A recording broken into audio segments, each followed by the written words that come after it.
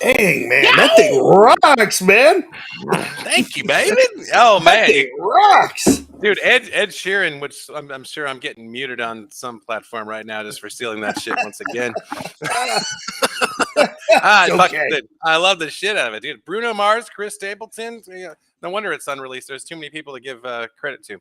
But fucking A, man. Welcome to Monday night. We are March 14th, episode 3. We ended up in sequential sequence. I don't know what to fucking say. Like, I thought we were going to pull off episode 4 before this. Nope, so did I. Dude, it all came together, so we're great. Oh, man. So here we go. So tonight, for those of you that don't know, it's definitely Monday. Oh my fucking God. Yeah, I've actually seen like a few memes today. Like, this is the Mondayest of the Mondays. Mm-hmm. I don't know. I've been off today and I've been working via phone all fucking day. So I definitely feel it. But yeah, for those tuning in for the first time, we are the Resoluters. I am Mark Jetski, and this is my hetero life mate, Jeff Jedi Coy, answering to each other the 90-day body transformation challenge that is the Resoluters. So if you haven't tuned in before, you can read the summary in the event box within the Resoluters group on Facebook. Otherwise, you're kind of lost. We're not going to fucking help you. No, I'm just kidding. We're just fine. And happy Pi Day. Happy Pi Day. Happy Pi Day. What's up, 348? Yeah, so that's great. So I can't say that on the air. The green room is lighting me up with some, like, well, that sounds kind of fun. Me. I like what it stands for. I do. I'm excited. This is my favorite day now. Oh, man. Jesus. Janine doesn't even know Alex yet. You're fucking speaking to the peanut gallery right now, Janine. And I'm a math guy, so it's all about Pi Day now. Oh, absolutely. Dude, fuck me. Okay, so we're off to a great start. What the fuck? I love Community property. I remember the soundtrack to the lyrics to that song. Okay. Moving forward. So the 90 Where were we? Body. I don't even know. I'm tucking it back. I don't even know what to fucking say. So 90-day body transformation challenge. Yep. This is episode officially 3. We've done 1 through 2.5 leading up to now. Tonight, what we're gonna bring on, we do lifestyle guests. We do 1 to 2 lifestyle segment guests a week, and this will relate to body transformation tips for people that have successfully completed those journeys, or have a very interesting skill set to contribute to those journeys for you and us, or people that are just so interesting, like when you start thinking about you want to live your life and have a great time, that they can kind of contribute to that. Jake Odenkrantz on episode 1 was a great example of that, being a travel agent and a martial arts instructor. Our 2 guests this evening is Dr. Alex Sung. So he's going to give us his medical advice on nutrition and so forth, in addition to his passion for fitness via martial arts and just being knowledgeable about such things. And also, perhaps me a little compare contrast of managing fitness through recovery of injuries, as well as, managing family life. Sergeant Janine Priester is back with us for episode 2 for her. So she's back in.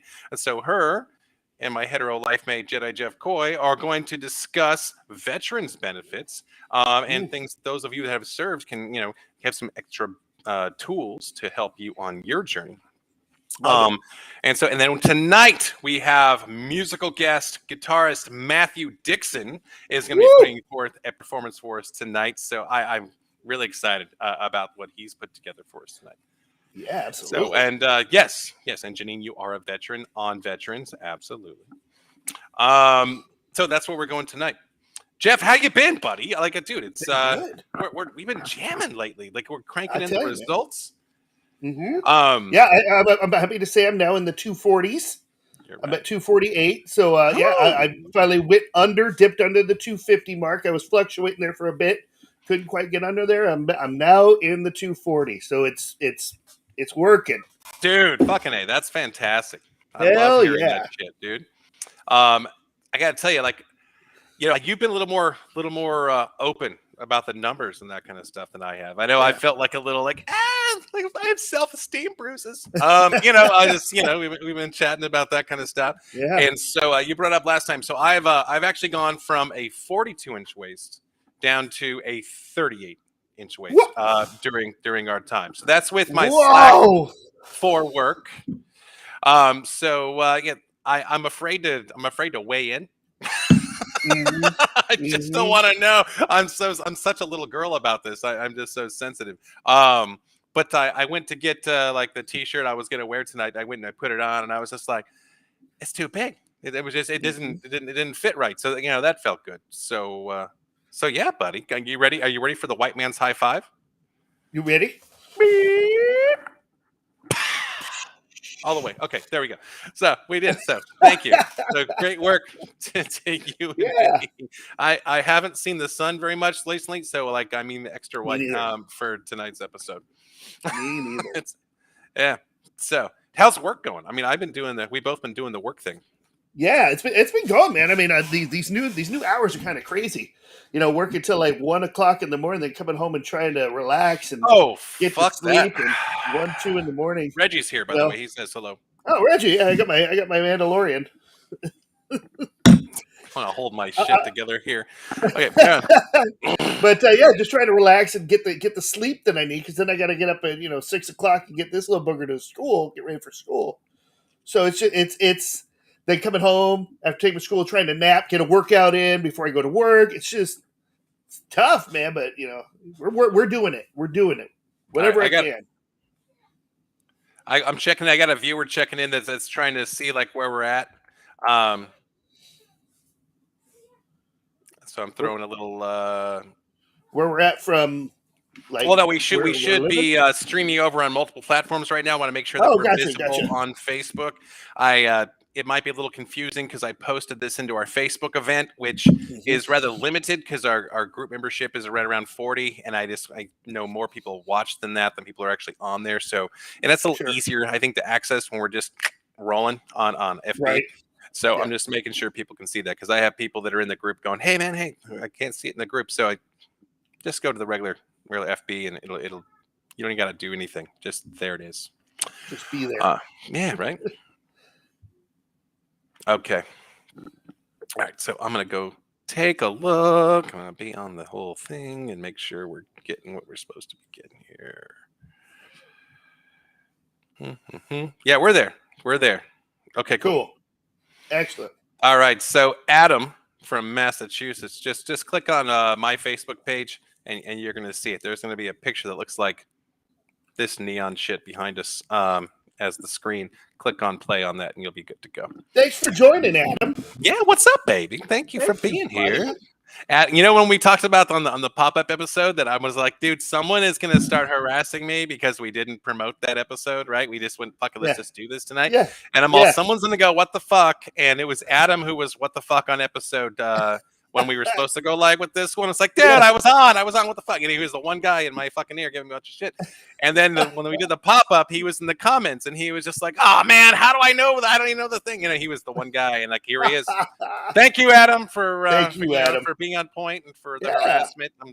We love you. We're glad to have you here. Nice. And Adam may very well be a segment on one of these segments in our Love it episodes in the future. That could be something we could do with Janine, since Janine and I have been like chit-chatting in the past about this consulting gig about the whiskey bar in San Antonio. Adam just so happens to be a whiskey aficionado. My guy, so do I. He is a pinkies out kind of. You don't think I have pinkies out for whiskey lovers, but he's definitely selective on his brown juice. Oh, I love. Well, then we're gonna have to have him on because I'd like to talk about that. Oh yeah, he's a class act. He goes out to these whiskey bars and entertains his crews from his. I think he's in finance. So yeah, for sure. Gee, the peanut gallery in the green room is like nonstop. Now she's throwing gang signs at us. What the heck? I know, man. What's up, West Side? Okay.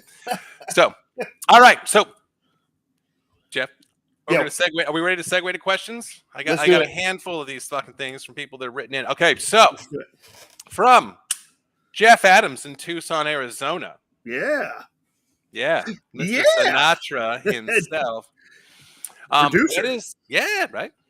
Thank you. Producer's credits, absolutely.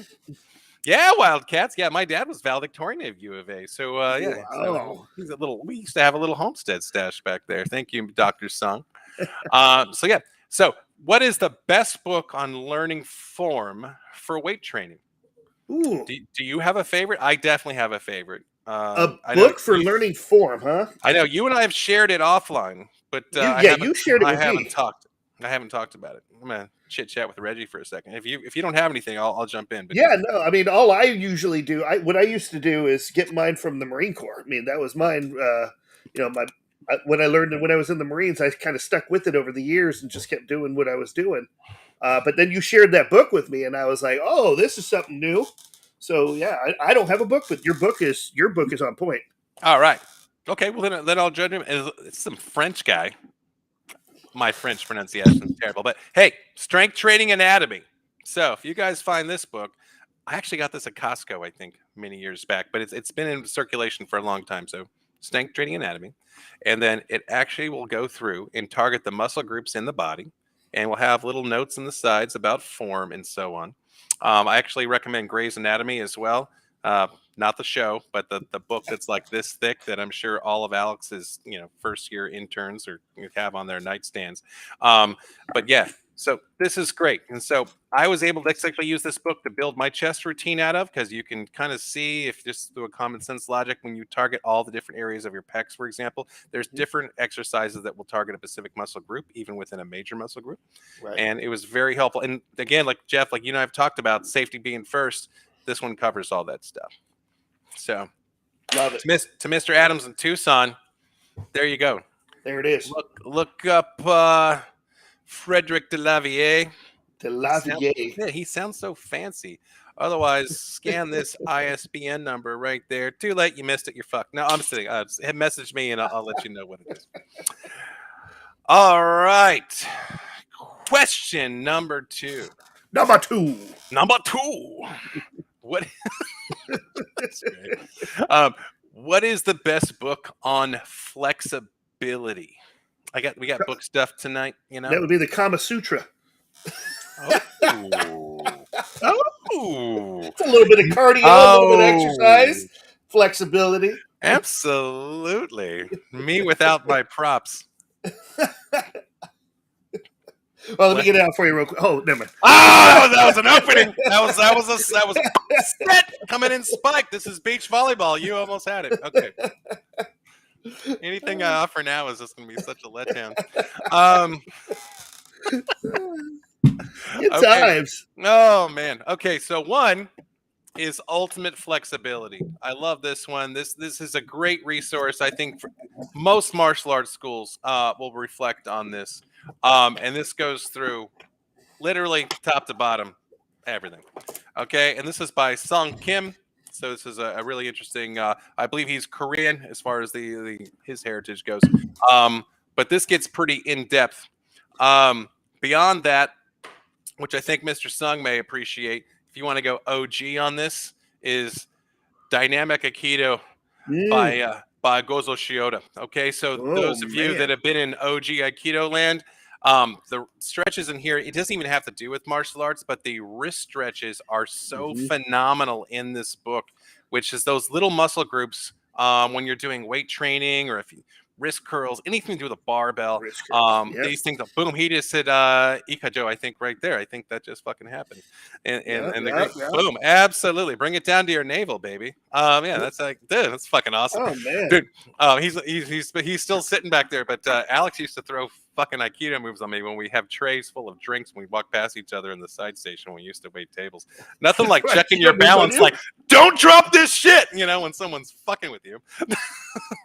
Well, it's funny. I had a guy named JR who I used to work with. He was an Aikido. He was an Aikido master, and he used to take down shoplifters. I swear, you saw Steven Seagal. I mean, he was fast, dude. Just gets him in these moves, dude. Like these moves. I'm like, oh, that's where I learned my love for Aikido.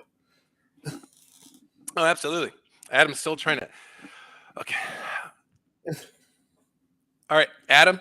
I can't even talk to him because he can't see the shit. I've clearly seen it on my page, so he's just got to click play on it. So maybe he's got an internet connection. Take down a person with fingers. Oh my god, I remember a good buddy of mine when I started learning fingers.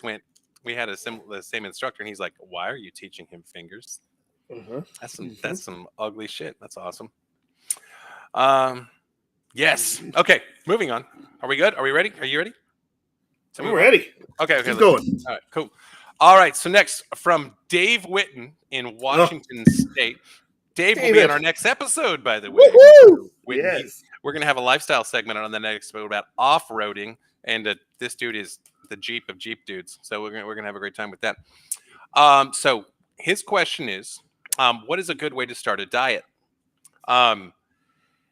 And I came across this information kind of explained to me in a very approachable form, which I hadn't put together before. It is seriously a tactic I used in my most successful body transformation that I've done before. And it didn't necessarily have to do with anything in specific that you're eating, but the concept is to eat every 2.5 hours. Okay, so by repeating this pattern, you're going to be in a position where, and the important thing is, no matter what you do, every 2.5 hours you have to eat. And so this will teach you regulation and at least self-regulating regarding consumption. Because if you know you're going to eat in 2.5 hours, well, maybe you might eat enough to fill Reggie's bread basket here, right? Reggie. So, all right. And so then at 2.5 later, you may do a protein shake or something like that. But yeah, so you're going to end up with a qualified meal, which typically involves 20 and 20. So 20 grams of protein, 20 grams of carbohydrates is usually what I see, or a fistful of, broccoli and chicken, whatever. So yeah, but exactly. So what Janine's chiming in kind of in agreement right here. But if you overdo it, you'll feel way too full when you get to that next period of time, and it'll help self-regulate those things. So through trial and error, you will end up going into a position where you reduce caloric intake, you spike metabolism, and you're in this position to help kind of like teach yourself and your body to learn muscle memory, to put that together. Water intake is definitely an important attribute of this. So if you were to pick up, say, 16 ounces before each meal, so you're going through essentially half a liter every 4 to 5 hours. By the time you get to go to bed at night, you've covered your hydration period and you've self-regulated yourself on portion control, and you feel full the whole time. There's never a point as where you feel hungry unless you skip a meal. But that's the discipline. Just every 2.5 hours, set your alarm clock and get into that. So yes, like Alex is saying here in the notes, so you don't go into storage mode. So you continue to burn your existing caloric intake that's on you.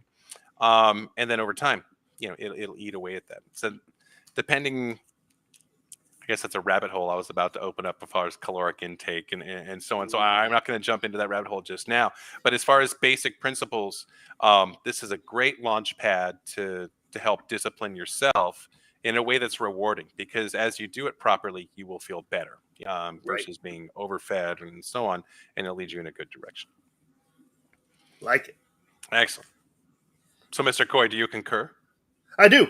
And then one of the things I've also learned about keeping motivated on the diet is don't buy stuff and don't have stuff in the house that you're not going to want to eat, if that makes any sense. Don't have candies, don't have chips, don't have the sweets. keep it, keep it portion yourself out at the beginning of the week and make sure you have those portions. And then, and whatever you have in your house, if you're not going to want to eat it on your diet, then don't have it in your house. That's what I say. I feel like we covered that a little bit where I'm just savage extreme on that. Well, also I kind of tested the waters as we were getting started. And so like on our 2.5 episode, I definitely found myself in a place where, laziness was rewarded. And so like if I didn't go shopping for those things and just left my refrigerator empty, oh my God, I just ate better. Go figure. So just don't put it in the house. Don't put it in the house, and you're a good way to go. So I just from there I went and took things that were unhealthy for me and I just threw them out. So I agree. That's it. 2000%. Okay, from Justin Stratton from the great state of California. Top 3 motivational films regarding fitness or overcoming obstacles. What do you got, Jeff? Oh man, could we overcoming obstacles or fitness? Okay, we're gonna go with. Let's see. Well, Pumping Iron's got to be up in there. Oh, Pumping Iron. The original Schwarzenegger. Mr. Schwarzenegger. With the Mr. Schwarzenegger. And then overcoming obstacles. I mean, you got such good ones like I don't know, like G.I. Jane. That was a good movie just because of the fact that she, her being a female in the military trying to do the SEALs and do the SEALs workouts. I thought you were going to say stripper. Striptease. That's the other one. Well, that's it. That's the one. Okay. I couldn't even sarcastically respond appropriately. I'm like, what's the other one? Okay. Sorry. Good times. Yeah. She pulled off that haircut really well. Yeah, she did. All right. That's what I got. All right. I went for number one. One, Rudy. I love Rudy. Oh, the Rudiger. That's yeah. I got a signed jersey. No shit, really? I got a signed Rudy jersey. Yep, I sure do. I'm a Notre Dame fanatic, dude. Dude, that's phenomenal. Like, all about the Irish. You got to send me a picture of that later. I sure will. Invincible with Wahlberg about the Eagles. About the Eagles. Yo, Philly. Yeah, baby. And then like my personal favorite, because with the OG martial arts and that kind of shit, Batman Begins. Like when Christian Bale gets indoctrinated into his little ninja cult. Yeah, I love that shit. So very nice. Good. It makes me want to do push-ups on little posts or something. Just like Yep. All right, cool. Good choice. Yeah, man, you too. Yeah, the Schwarzenegger dude. That especially. I watched the documentary they did with him. It was pretty recent. As far as that goes. Nice. All right, and then from our musical guest tonight, Matthew Dixon. He has Yay, what's that, buddy? Top 3. Okay, playlist tracks that you got to have it. Like at least for right now. It doesn't have to be all time. But what do you for top 3 all time right now? For working out. Yeah. Whew. Oh, well, we're talking playlists here. First and foremost, I got my rock playlist. I got, it's everything from, I like the female vocals when I'm working out too. So I got Evanescence. I got Lacuna Coil. I got Stevie Nicks. I get that rock, that good rock going on in there. Stevie Nicks for when you're pushing out that concentric training when it's just really slow, like. Yeah. Well, that's for when I'm running on the elliptical. That's when my Stevie Nicks soundtrack is. And then I got my my hardcore deep underground bass dance techno freaking black techno music. It just goes deep in there and gets that groove and that bass line, and it's good when you're lifting. Little EDM, a little like. Yep. We're bringing Skrillex back. I think you and I just the two of us. Skrillex, yeah, definitely Skrillex, man. He's up in there. And then my third is just a good old fashioned 80s. I just pop on the 80s while I'm going. 80s anything. Anywhere from Toto to the Eurythmics to the Scorpions, whatever comes on 80s. I agree. Anytime Round and Round from Rat comes on, I'm in. I'm in. All right, I got The Pot by Tool. I love that's lead one of like every track every playlist that I put together. Show Yourself by Mastodon.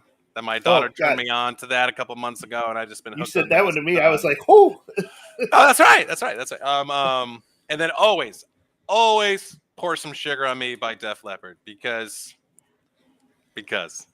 Just because. Just because. A track made popular by strippers trying to make a buck is, hey, it went from there to number one, like in the world. So they might have been onto something. Yeah. Awesome. Okay. Next we got from Chris Skull. Where's Chris at again? Where's HR? She's in New York. Where is HR?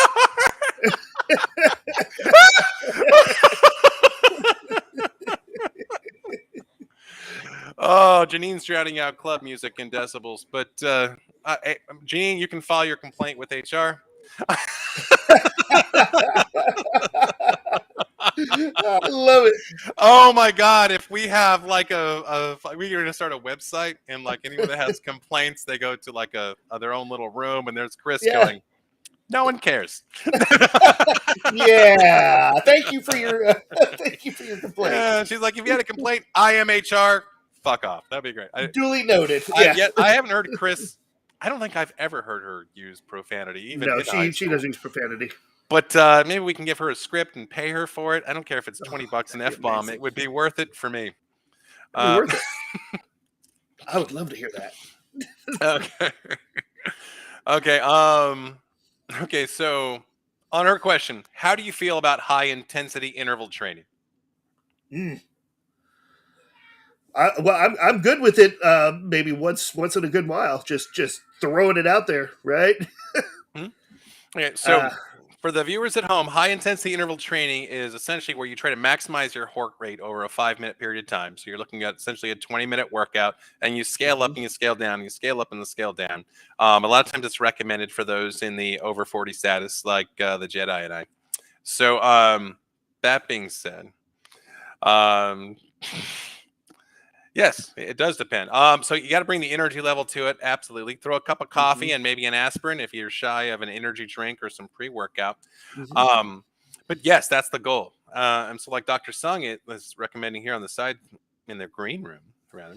The point is that it is to exhaust your body faster.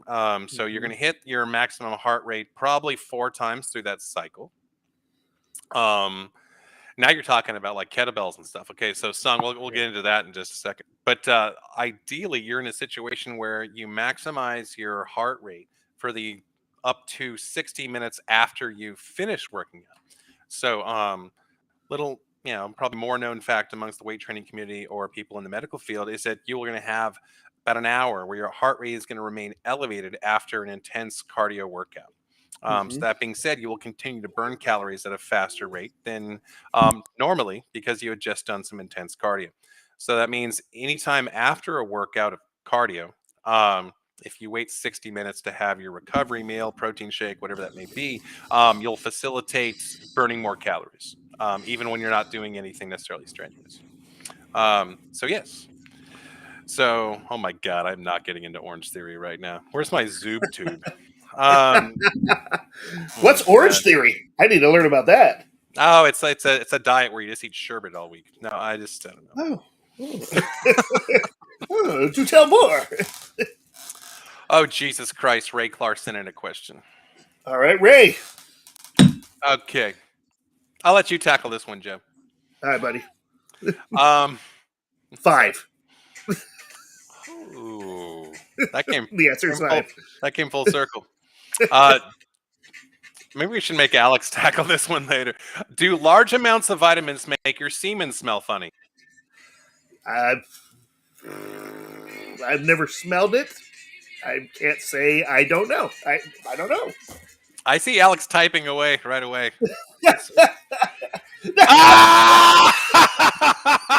He passed it to Janine. Oh, man. Oh, my God. Those two have chemistry. They can't even hear each other. That's funny. That's awesome. Nicely played, sir. Nicely played. Oh, okay. Well, for those of you in the supplement community, if you had some romper room activity and your room smells like someone opened our sardine can, then perhaps someone's not missing any of their nutrients. That'll be the answer for our question There today. we go. That's good to know. Okay. Pineapple juice. See, there's a good supplement to make sure you have mixed into your shake. Like I told you before, Jeff, pineapple juice says I love you. Coffee says I fucking hate you. That's right. Asparagus. Jesus Christ. Oh. These kids. What are these kids coming up with nowadays? I don't even know. It's the new math. It's fucking rotting their brain. I love it. All right, so we're going to segue over to a commercial, and we're going to talk about the Adam Project, which speaks of purity and family in the book of Genesis. Not really. It speaks of one of our future guests, Ryan Reynolds, and his new project on Netflix. So we're going to talk about sharing a screen. I get to push buttons. I'm hoping it works this time in a more seamless manner. Okay, boom, boom, boom, boom, boom. All right. Here we go. Welcome to viewing the Adam Project. Don't look back. Look up. From Netflix. I think we're about to have some company. Stop the car. What? Stop! Go. Reverse! Laura, this is me. Hi. Parallel contact, babe. Oh, you've always said that you wished you'd met me earlier. Here I am. Do you remember this? I mean, if this is happening to me, it already happened to you, right? Unless it works more like a multiverse where each replicates an alternate A timeline. multiverse. My God, we watch too many movies. So 2050, is it really bad? It's not great. Fine. Fucking Boston? Get ready to run.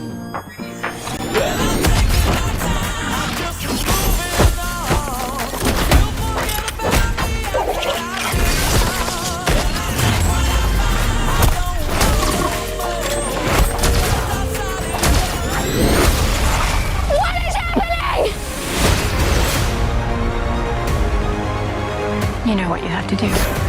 Stop time travel from ever being invented. Boom. What's your plan? Well, I'm not going to explain my plan to a 12-year-old nerd with an You don't everything. I have do not a have a plan, but I know somebody who does. Dad. I'm the godfather of time travel? The Adam Project. We don't pull this off, we're not getting back. What do you say, kid? Punch that shit. Oh, yeah.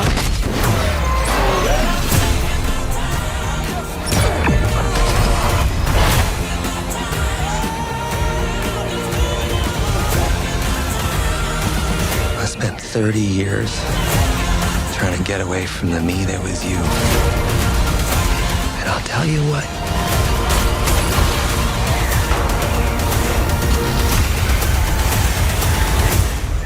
You were the best part all along. Did you get to be so smart? How'd you get to be so dumb? Nice try. Yeah. Yeah, man. I gotta tell you, this movie just came out. I just watched it the other day, and I gotta say it was really good. It was really good. Yeah. It was, I would say, borderline good for almost the entire family. I started watching. I said I'm going to sit and watch this with my son. Nice. I'm going to sit and watch it with the boy because I said I've learned not to just jump into something with my boy, like like we did with what's that one on HBO right now with John Cena. Yeah, Peacemaker, probably not Peacemaker. okay. Yeah, we jumped into that. I'm like, let's watch this, and I'm like, we need to turn this off. Mm-hmm. Yeah, good call. I remember taking my daughters when they had one in 8th grade at the time, and because I watched the first Hangover and thought it was all right, that's a little loose, but they're teenagers. But it took them to see Hangover 2 in the theater. Yeah. Fucked up. Yeah. Spartacus. Yeah. Fuck yeah. No, but it's like, Hangover 2. The Lady Boys. That was tough to explain. That was rough. Fuck. Yeah. Parenting faux pas. Yep. So now I started this one. I'm like, okay, it's good. We're gonna watch this one. Is that me? Okay. Somebody's got some Probably. sound in the background. Oh, hey, turn that down. It's me. No, it's me. Okay. So, Adam Project recommended for everybody, unless there are 3, I guess. I don't know.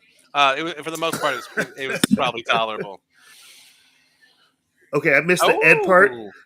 I missed the Ed part, and I read that too fast. And I was like, "What the hell?" I was not talking about that. I was not talking about that. Well, I missed the word Ed. I read the rest of the sentence without Ed. Oh. Suck. Carry on. Wait, what? What? Oh. What's up, stepmom? No, I'm just okay. Pulling inspiration from Adam on that one. Okay, so as we're lining up right now, we're about to welcome Dr. Alexander Sung, my partner in Waiting Tables Crime from back of the day. And I am not going to forget to talk about Steel Panther tonight, that is for sure. So Alex and I will circle back around to that. But I'm going to welcome Dr. Sung to the show. And so we are going to bring him to the grid. Good evening, Alex. Welcome to the show, Graham. What is up? Good evening. Good evening. Thanks Hello, for having me hello. on. I'm glad to Absolutely. be here. Welcome from NOLA. NOLA. He's Big Easy. NOLA. Yeah, the Nice. Big Easy. There you go. Absolutely. Who was in that movie? I'm going to look that up. William Hurt. William. Oh, wow. That came full circle real quick, didn't it? Rip, buddy. Rip, buddy. We're going to miss Rip. you. What a great actor. So, Alex, what is going on in Louisiana? Talk to us. We just got over Mardi Gras, and that followed up closely by St. Patrick's Parade. So it's been nonstop debauchery for like 3 weeks now. Makes it really difficult to stay in shape, and commitments to not try to drink is all destroyed by those vessels and by the presence of crawfish. You can't go to a crawfish bowl and have water. It just doesn't work. You know? That sounds kind of sacrilegious to even attempt to do so. It doesn't even cross my mind. What time do the bars close there? They don't. That's a little caveat that I thought would work. Yeah. And it's something. I mean, once you live here for a while and you travel, it's really disadvantageous because you go to unless you're in Vegas probably, but you go to a bar and you're like you're finishing up your drink, you may still have a little bit left, and you ask them for a to-go cup, and the bartender looks at you like to-go cup? Yeah, take your drink with you. You guys right? do that? Yes, absolutely. Oh, wow! So you can like drink out on the street and everything? They got drive-through daiquiri shops. Drive-through. Drive-through. Are all the cars wrapped in rubber? What the fuck is that about? Cop waiting at the end. Yeah, we got a little shortage. Come on through. Wow, that's right. pretty wild. I thought it was just like in Texas. They don't announce it. It's definitely a difficult city to really try to stay in shape. It takes a lot of self-control. Apparently. Mm-hmm. Wow. But other than that, it's a great place to live. I mean, it has fantastic music, great food. Oh yeah. You know, the fishing is phenomenal out here. Oh, that's what I've heard. Mm-hmm. So it's been pretty. I've called it home for about 15 years now. It's been a minute. Yeah, it's been a minute. So right. I'm sure that kind of round the clock activity keeps your ER hustling and bustling. Whew. Yeah, we get a little bit of everything. It's like shaking up a little bit of everything bagel and throwing it in. you get all kinds. I used to do catering before I met you, Alex. I used to do catering with a guy that was intimately involved with the ER at Columbia in New York, and he had some pretty strange stories. Like what's the weirdest thing that's ever crossed your path without violating some HIPAA agreement or something? Yeah, I have to be really careful with that. Yeah. Well, we've seen all kinds of things in orifices where they don't belong. Obviously, That's kind of where this guy's stories went. Yeah, that's the personal. I gotta go drinking with you sometime. You hear a lot of it in private, but there's been some really interesting, like just bad traumas. Things that I'm not gonna talk about. Sure. But it's pretty impressive. I trained at the Gun and Knife Club, as we call it. it was what was after Charity, because I came down here after Katrina, and it was with LSU, and that thing is rolling daily with we call them room fours, and that's like the big trauma rooms, and you see a lot down here. You get really good training. But now I'm working more in a community hospital where you get a lot more blunt trauma and your just general run of the mill, anything that walks in the ER. But it's a lot of, anything you would go in for in the community: belly pains, sprains, broken stuff, car wrecks, strokes, heart attacks, all that type of things. So disclaimer: I'm not a sports medicine doctor or a nutritionist. I'm an emergency medicine doctor, so a resuscitationist. I do know some about all this because of my personal interest, but I wouldn't be your go-to person to be an expert on this. No, but still, I'm sure there's you've seen injuries and so forth, and also like with our chit chats back in the day about martial arts and that sense of community in that realm. I'm sure you definitely have feedback on there. That applies a lot. Just because it left an imprint on my brain. I had a couple friends share with me stories from their ER, even X-ray technician days, which were kind of awkward.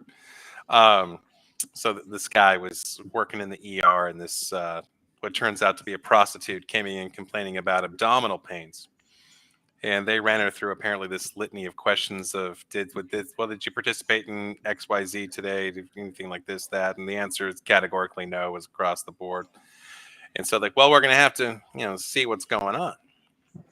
And the ER physician puts her in stirrups, right, and starts getting to work to see what's going on down there. And this doctor ends up face to face with another face. Mm-hmm. Little blonde hair, blue eyes, staring right back at him, and a couple hands like he was about to get a high 10. Little doll. And it was a Ken doll that was lodged way too far up to the point that it couldn't come out. So yeah. So I will tell this at the risk of not getting anyone in trouble, but I knew I worked with a person. I knew a person at one point that went to do a pelvic exam on a woman, and some of the pelvic exams that we do are not the ones you want to be doing. Let me just tell you that. And well, they sat down on one of the doctor stools that have the wheels on them, to go lean in to do the exam, and the stool rolled back and his face went forward. Oh. And he never smelled the same ever again. No,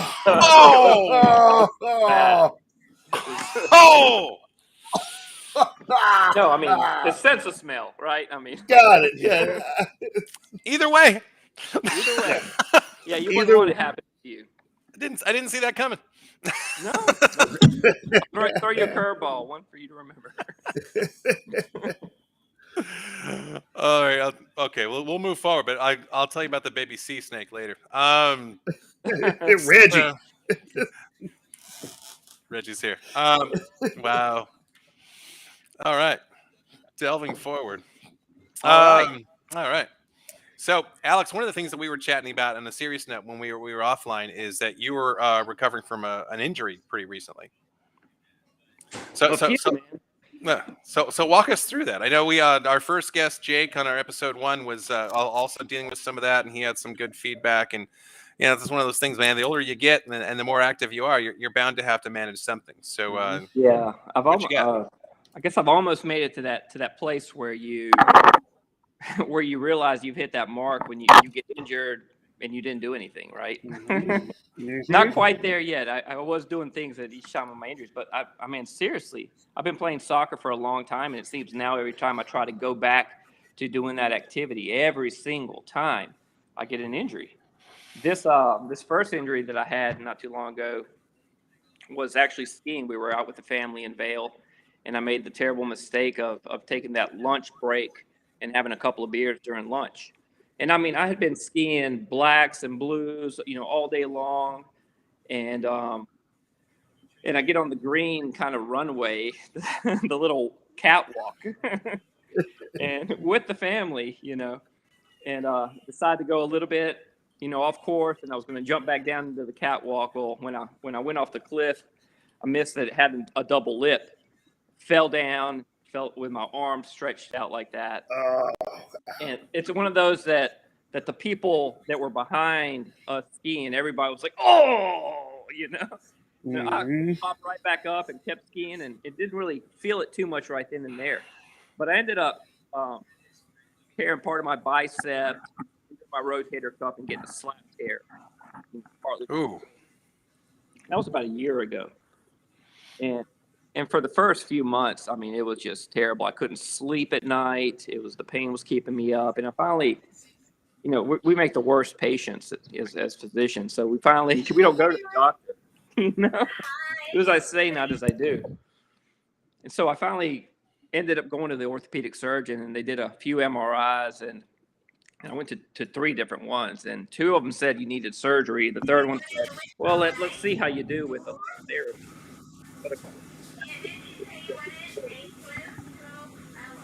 So I started doing P90X because I was tired of not really working out, and I said, I'm just going to push through the pain, kind of like this is where the martial arts kind of comes in. I was maybe a little Aikido using the chi. I kind of imagine myself like Uma Thurman in Kill Bill. Like I was just going to just move your pinky toe. Yeah. I was going to will myself well, and by gosh, it worked. Well, there's credit to that as far as I know. Credit. And I don't know if it was just me doing therapy as far as like beginning to do the motions and strengthening other muscle groups that helped to support my shoulder. But the pain started going away. I got like good 80%, 90% strength back in my arm. And I went back to the orthopedic meeting and said, you don't need surgery right now. So amazing. And then I injured my hand playing soccer with the neighbor's kid in the front yard. You injured your hands or your hamstring? I got a hammy. Oh, hammy. Okay. You broke your hammy. Broke my hammy. Play with the neighbor's kid. He's like, get up. That was 2 weeks ago, and now I'm walking around. He's like, get up, boomer. Oh, man. Walk it off, big guy. Walk it off. That's right. Man. So I remember. there's a lot that can be, I think with mental positivity and with working out and with drive instead of sitting back and being defeated and laying back and just taking the injury. Just like fitness and losing weight and transforming your body, you begin to throw good diet in there and activity in there, and you can turn to. I've seen it in my father-in-law. He was a bad diabetic and bad hypertensive and was like on 15 medications, and through pure exercise and diet went off of all of his medicines. He was on all his blood pressure medicines, all of his diabetes medicines. So That's phenomenal. A lot of our disease processes are brought on by inactivity and vices and kind of self-made, and they can be reversed. It just takes a lot of willpower. No, that's fantastic, and that's good to hear too. I'm sure there's plenty of people that are listening to stuff like that, but they hear with someone who's like with your credibility and seeing this on a daily basis that people can turn it around. I'm sure that means a lot. Yeah, it's true. Yeah, I was thinking but they need a lot of Oh, go ahead. Sorry, they need a lot of education. I run into so many people in my practice that you begin to explain to them why they need to take their insulin or why they need to have a low salt diet or why is the cholesterol important, in their body and why is HDL important and all this stuff about heart disease. And they look at you like nobody's ever told me this. And they've been going to their primary care doctors and their cardiologists. And it seems like the way medicine is today, we're so busy and having to keep up with such high demands and patient volumes that for the most part, a lot of physicians aren't taking the time to really explain what the disease processes are to the people that'll actually help them understand what's going on with them, maybe help them be more compliant with their regimens. That's something I see day in and day out. Does it seem like people are focused more on treating the symptoms than the problem? I'm just listening to what you're saying. Well, yes and no, because the way insurance is kind of set up today, it doesn't seem to reimburse a lot for preventative. They're making a switch, but in like anything, change is hard and it takes time. And I think the insurance companies are now kind of seeing this and starting to promote a lot more prevention, but that shift hasn't completely transformed. So you get reimbursed much higher for procedures and for fixing something that's broken than preventing something from happening bad. And that's just a big shift that we have to change in the way we approach medicine nowadays. Well, that has like a ring of common sense to it. Common sense, not so common. That's yeah. You said an ounce of prevention is worth a pound of cure, right? You said there you go. Mm-hmm. I guess those cliches, I'm sure, are there for a reason. I got that off of Dick Tracy. Oh, did you the now? Old cartoon. Yeah, the old cartoon back in the day. Back in the old days, the way they did it. Yeah, that's good. Yeah, speaking of, you were talking about your shoulder. The first thing I started thinking about when you said shoulder was, we used to go, Alex and I used to go bar hopping in PB after getting off of work and that kind of stuff at the old PF Chang's in La Jolla. Oh, La yeah. Jolla. And my son works at the tap room right now. No shit, really? Yes, he cooks pizzas. Nice. Right on. He's in our old stopping grounds. That's awesome. That's right. We used to go to Moon Doggies, which was a good time, but we used to go to what was the place where Steel Panther used to play? They used to call them Metal School. The taco place. Yeah, they had the tacos in the beginning. What the hell was that? It's called, was it Hurricanes? I'm trying to remember what they called it. Can't remember. Anyway, they changed hands like since then, but it was I think it was Wednesday night was their big industry night, and they would have what's it called? Tsunami? Was it Tsunamis? If you said I couldn't remember. Yeah, I don't know. I had a sushi. I did place a lot of called pre-gaming Tsunamis. in those times. Hurricanes. we would be down the street and we would be doing Corona, Red Bull, and shots of tequila. That was like a recipe for great decision making. I just remember getting off work really late and then just having to play catch up with Jaeger. Yeah. Oh, that's what it was. It was Jaeger and Red Bull. The Jaeger bomb. That's what it was. Jaeger bomb. Yeah. But on the night that we used to go, if you were in the restaurant industry, if you brought your pay stub, we could cut the line. We had a separate line for us. And then I knew a guy. It was actually Jennifer Collier. It was her brother-in-law that was a bar back there that got us hooked up a couple times. But anyway, we used to go in there, and Steel Panther would play like covers of all these 80s tracks, and it was really just an excuse to hear 80s music, and to make bad decisions. But we had a couple of house parties where we ended up getting on I think what was it Garcia's going away party. We ended up on that party bus with the stripper poles in it and everything. I know those. Yeah, that was a great time. Unforgettable. I still have pictures of that. Dude, you have pictures? Holy shit. Oh, I got pictures. I should send them to you. You should. I don't have pictures. Do I want? I might get in trouble. But I remember anytime Alex got enough, I knew when Alex had enough in him to feel good, is he would do these hand plants from fucking capoeira. He'd be walking down the street and all of a sudden his ankles are in the air and he's just rolling into the fucking intersection. or the Aikido dives where we would like do it in the middle of the street and run. We'd always roll. Superman. Oh yeah, just pop back up. Yeah, that's true. Maybe that's why my shoulder's bad now. Oh, yeah, that's why we were both. That's when we were both lit up. That was awesome. I forgot. I remember doing that in your front lawn. Oh man, all the guys. That party we had that night, all the guys working the door were instructors. So that was great. That was Josh Stone, who did our musical segment a couple episodes ago, was the guy working the door. And he fell in love with Alex. Alex was probably too hammered to remember. He's like, "Oh, this guy Alex is pretty cool." Oh, the shit he's pulling. All I said was I asked him something. He starts pulling shit off in the front yard. I was into it back then, big time. Oh man, yeah. Then so was he. He was like, I can talk to Josh right now about you, and he would totally remember exactly who I'm talking about. So that was a lot of fun. Josh is still bitter that he worked the door and did not actually participate in the party, but he kept us all from getting arrested that night. I don't know if I ever mentioned that the police did show up. We're in did. Be grateful that we had a bear about. Oh yeah, my neighbors were cool though, which was fine. Janine wants us to do the roles for the intro to the next show. Yeah, I think that's a great idea. Old men falling down. Stay tuned. Yeah. Outstanding. I'll be right there. Let's do this. Coy's like, here they go. Let's go. Every time they just fall flat out, we do a shot. Oh, that was great. Oh man.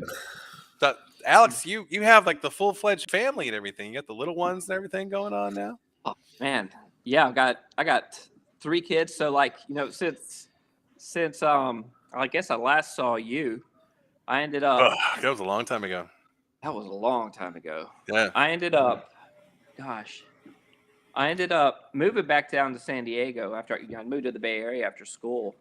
And I didn't go to med school right away. I kind of, stayed at PF Chang's and surfed a lot, and then moved to the Bay Area for a little bit, and then did the MCAT for like med school there, and then I came back down and did some like. Oh man, I remember we were texting about that back in the day. You were so stressed out about that MCAT. Yeah. You're like, I'm not even gonna take it. I remember it's like, if I want to go to med school, or if I it. just want to So somebody said, hey, you can do this business and make a ton of money. So I got into a friend's credit processing business and found out I hated sales, cold calling people, and I was like, I'm a science guy. This was completely out of my comfort zone and just didn't enjoy it at all. But it helped seal the deal it helped me find out something I did not like. To kind of narrow it down and say, all right, yeah, I really do like this other stuff that much more. So I got my act together. I got into medical school down in the Caribbean, just applied right there, got in, and there was about a 4-month time period before when I got accepted and when I was going to start. So I went to go spend some time with my mom and my sister in Mississippi to kind of see them because I was going to be down in the Caribbean. I wouldn't be coming to see them frequently. Well, while I was there, I do what I do, and I fell in love with a nurse from an orthopedic program, and she had a fellow that was working there, and I talked to the guy. He said, "Look, fantastic education down there in the Caribbean. You come to the States, and it's going to be much harder for you to get a spot. It's kind of like they take care of their own U.S. trained, and if you're a foreign graduate, you have to jump through loops, and you have to have a much better, much more competitive profile to compete for the same position." So it says you should consider just applying in the U.S. and if you don't get in here, then go abroad. That's changed a little bit now with the shortages, but it's still somewhat present. And so that was one factor in me staying up here. The other factor was when I met my wife, she had a 5-year-old child at the time from a previous marriage, and that's my oldest. That's Denton, who's in San Diego. And so I kind of came in. I couldn't just come in and play, mom's boyfriend and then take off and leave to another place for a little bit. So I had to make a decision pretty early on, within a few months, of whether this was something I was going to really give it a go at, or just take off and go to med school. So I did the right thing. Thank God, 15 years later now. And, and stayed going to school here at Tulane. That's what brought us down to New Orleans. Okay. And then I married my wife after my first year of med school, and we had 2 more girls. The oldest is 13 right now. Am I hallucinating? I feel like when you guys were dating, I almost felt like you and I connected, at least via text message or somewhere along the line, because I feel like I heard about this before you guys were actually married. We might have, Because I remember the boy. You're saying stuff that I'm remembering right now. I bet we did. So I have a 13-year-old now and a 10-year-old. And they're fantastic, completely different. The 13-year-old is like funny, go lucky. She's super caring. And the 10-year-old is like, she's as smart as a whip and adventurous. She loves to, she's almost like a tomboy. She loves to ride motorcycles, like her little, moped, but she loves riding on the boat with me and going fishing all the time. She wanted a football for her birthday, and that's the youngest. No fear. Yeah, no fear. She wanted a punching bag for her birthday as well. So we got her big kickboxing. Oh, nice. She already broke. Yeah. Although I couldn't stay off of the thing. Of course, definitely daddy's girl right there. That's awesome. Yeah. So I initially wanted to do plastic surgery and fix like cleft palates and whatnot. Okay. And for a lot of these kids abroad that live in some of these villages where they're completely ostracized because of their facial deformity, and they get rocks thrown at them. You go in there and perform these operations that completely change their lives, just by a physical feature. And so I had worked in in the Bay Area and in San Diego a little bit with that type of thing. And that was kind of a passion of mine, but I realized what a commitment that was in school and how long it was going to take to get there. And that I figured emergency medicine would be a more lifestyle friendly, to be with the family and have a lot more time at home, not require as much of a 12-year commitment or so to get really good specialized. It's still a long commitment for med school, but ER's been great. It's been fantastic. It's you never know what's walking through the door, and you got to prepare for anything, and you got a wide variety of skill sets to be able to treat whatever walks in at any time. Mm-hmm. So you don't become so specialized that you go out to the community and kind of forget your medicine.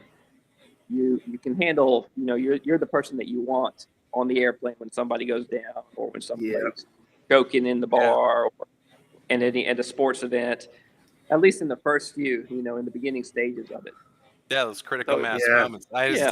When you and I were chatting a little while ago on the phone here recently, it was kind of funny as you were describing your coworkers and your team in the ER. I was like, they seem kind of rock star renegade kind of status, and I was like, wow, that's not so different from our crew when we used to fucking wait tables together, man. Yeah, they're tattoos and hand grenades, right? I was just like, most of them are known for being adrenaline junkies and exercise junkies, and it's all walks of life. Yeah, that was got a guy that plays like heavy metal band, rocks out full of tattoos. You have all the types. Yeah, when you're talking about your team, I was like, well, that makes perfect sense. I was just like, that's you're in your spot. Yeah, we got a guy that still rolls in jiu-jitsu a lot. Really? Yeah. My daughter she's about 8-9 years now into Muay Thai as well as jiu-jitsu. Nice. She was in the Bay Area, and now she's just recently moved to Sacramento. But yeah, I'll just call him my son-in-law. They've been together forever. Yeah. So he's actually one of the instructors from her original dojo. So he's looking forward to ultimately opening up his own school. Well, he's in medicine. He's working in an orthopedic clinic. Mm-hmm. So, small world right there with you. But I got indestructible shins, right? The Muay Thai. Oh yeah, like I went to her and I was just like, you start evaluating the martial arts that you shouldn't do if you want your body to last, and I'm all, just don't do Brazilian jiu-jitsu or Muay Thai. And she's like, okay, fuck you, Dad, and that's what she did. Check both boxes. Well, it's great. Like I haven't practiced the martial arts in a good, maybe 20 years now almost. And sad to say that, but it's still it's still inside me. Yeah, it doesn't leave you. Nope. And I have a yearning to get back into a Krav Maga class or something. What? Krav Maga is in everybody's mouth right now. I can hear Krav Maga all the time right now. Well, so different things. So like going back to each martial art is special. Aikido was one of the first ones I studied, right? And that taught me how to use situations, how to kind of resolve conflict peacefully. And you're using other people's energy against themselves and just kind of redirecting it in this smooth flowing motion, but very powerful. Mm-hmm. Kind of translate that into what I do now. A lot of times we have very violent psych patients, and you have to do conflict de-escalation. And so that gives you like an inner peace of being centered and not just jumping away your adrenaline hit you. Yeah. And wanting to fly off the handle, but trying to be calm in a stressful situation. And that was a big part of Aikido, that you're centered and you're calm and you got your balance. And at the same time, your mind's, thinking of different possible avenues. In jiu-jitsu was more like self-confidence and, act quickly, joint locks and throws, and taking people off their balance. So I guess in medicine, that could probably translate to insight, acting, not pressed, and being self-confident and kind of driving forward. Initiative. And then in capoeira is it's all about faith. It really is. You're with your capoeira group, you become a big family, and you're all. I feel like someone's got like a breeze or something blowing past their mic. Somebody's got a fan on. That's what it's Not okay. Okay. Jet Coy's Not me. breathing hard. No. Okay. Oh, Jesus Christ. Okay. Yeah. It's So gone. we're a huge family in the ER, and it's you don't have that hierarchy that you have in other practices of you're the doctor and they're the nurse. Man, the nurses could probably operate by themselves, half the time. They're I so hear that. and know so much, and save your butt left and right. So it's a very very cohesive team for sure. You couldn't do your job without Sorry. them. But yeah, man, I'd kill to get back into some martial arts, and I'm probably going to make it happen if I can get any of my injuries all healed up. Yeah, that's how I want my retirement years. I imagine myself being 80, being that old guy with all the dudes from Vietnam and Korea just doing Tai Chi in the park. Back in my day, just like. We had like the 80-year-old capoeira master still doing like flips and handstands, and I would see myself like that, surfing out in the ocean in San Diego. Wow. That's how I viewed my life going. Mm-hmm. And it may still be possible, it's not over and life takes a lot of turns. No, for sure. Maybe in Hawaii instead of San Diego or Costa Rica. Oh, that'd be awesome. Yeah, I'm seeing myself like eventually doing like an independent consulting, and I want my office in Cardiff by the Sea. Beautiful. So, and then just fly to whatever we need to go with the team and, do our things. Mm-hmm. That'd be cool. Mm-hmm. Yes, I don't actually anticipate actually ever retiring. I don't think it's I don't know if it's in my DNA. So that you hit a good point there. That speaks. So being an emergency room doctor, you get a lot of insight to people at different stages in life, and you see a lot of people that worked really hard and saved and did the right thing and end up getting cancer in their 50s or 60s. Mm-hmm. Enjoy that retirement. So you're kind of given an insight into life and a gift in a way of getting this education haphazardly just through taking care of people and realizing how short life really is and that nothing is promised. And you really got to enjoy the ride. You have to can't completely forget about the future, but you have to enjoy right now. 100%. 100%. Because you may not have your health to enjoy it later on. Mm-hmm. Mm-hmm. And if a lot of people that retire, you'll also see them getting really ill. And all of a sudden, a few months, a year or so after retirement, their health starts going downhill quickly. Mm-hmm. And I think it's the lack of mental activity, the lack of physical activity, the lack of interaction with other people. You stop living. Mm-hmm. Yeah. I took care of my mom for 7 years, all in. She had failing health since I was 15. So it was a very much of a long, drawn out scenario with her. So I can relate to that. Yeah. All right. Well, I think we're at that point. We're gonna do our next commercial, and then we're gonna make our some happy notes here. Yeah. Turn this thing around. Absolutely. I'm sorry. No, you're good. Well, actually, I think it's a really great, valuable life lesson. You do got to live in the moment and take advantage of what life has to offer you right now. And my grandmother, she's 98 years old, and she's still around. And I watch her. What she does, she still goes out and mows her own lawn. She went out and built a clubhouse in her backyard. She's 98? 98. And she's out there building a clubhouse in her backyard. And she goes, because there's nothing for me to do. What am I going to sit around and just do nothing all day? So she went in her backyard, built a little patio for her to go sit on. I mean, it's just, she does her own thing. And that's the thing about being active and living in the moment and just enjoying life for what it is. One of my favorite patients that stands out recently was this 96-year-old veteran that he's got his cap on and everything. And they come in and he told me, I was out jogging the other day. And when he got his little injury, he's like, you were out jogging? You're 96. And he's like, yeah, I go around the block one time every day, Yeah. Awesome. Got to keep it moving. I loved it. Absolutely. Mm-hmm. Yep. All right. Well, sweet. We're going to do the little commercial time in just a moment. We're going to welcome Janine Priester to the show. She'll be with us just shortly. In the time between now and then, we're going to be rocking and rolling because we're going to talk about the Army. Where to go? Share screen. There we go. Army strong. Army strong, baby. And here we go. I'm biased. Oh, this guy.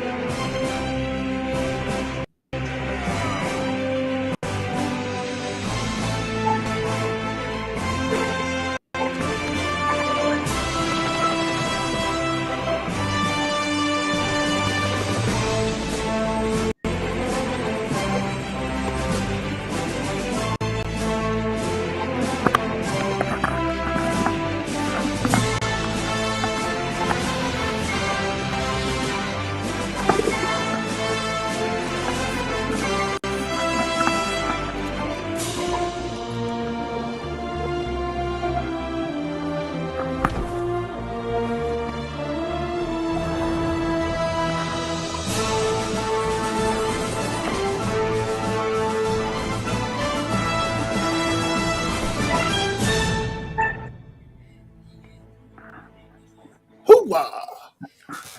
Nice. Very good. Very good.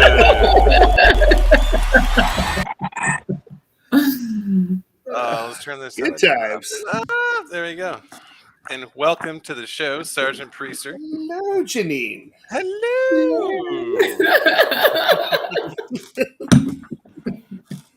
I've been in the peanut gallery for a while, so Yeah. Yes. Now tell everything, all the stories you were telling backstage. Go ahead. Oh God!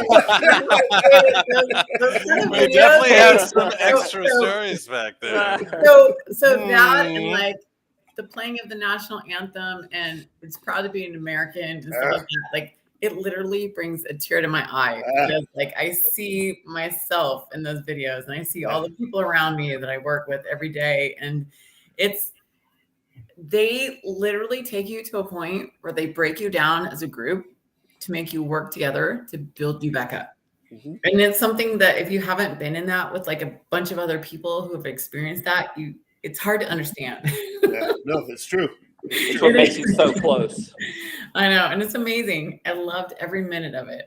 I can't say I did not love every minute of it. Oh, that's awesome. Yeah. Yay. How have you been? My regrets. I really wish I would have gone into the military, and if there was, a draft. I know I'm old now, but I would go in without even thinking about it. Yep. I mean, I got to go places that I never would have been able to go if I had not been in the military. I've been to Paris. I've been to the Arc de Triomphe. I've climbed the Eiffel Tower. I've seen Napoleon's tomb. You know, there's more than one Napoleon in Napoleon's tomb, by the way. Sure. And I've been to the Louvre. I've been to the original Old Globe. England. Oh, that's awesome. Like, come on. How many times can you say you've done all these things? I lived in Germany. I lived in an apartment in Germany. Yeah. Oh, that's fun. How long were you there? Things. I know.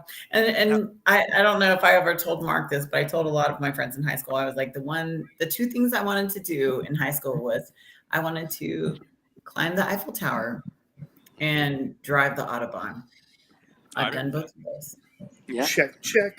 And it's not ever been on my dime. So oh my God, free I know that's the best part about it. It's free travel. I had a free can of Coke the other day, and it was the best Coke I've ever tasted in my life. Oh, but I do not think that I could have met half the people that I've met or had half the experiences that I had if I had not joined the Army. Like it was, I wasn't sure that I wanted to do it at the very beginning, but like I see now on the backside of it how everyone around me, I don't have any kind of college fees and they have all these college things that they're paying. And I don't have like, I've traveled the world and I haven't paid a dime for it, you know, and I've like, all I had to do was put service into my country, which I mean, that's easy. I mean, how many of us don't want to invest in this country? Seriously. Best decision I ever made. It's not a hard decision. You sure they don't want to label you as a recruiter? Well, no. I'm too far out now. I'm in my late 40s. I'm too far out. Yeah.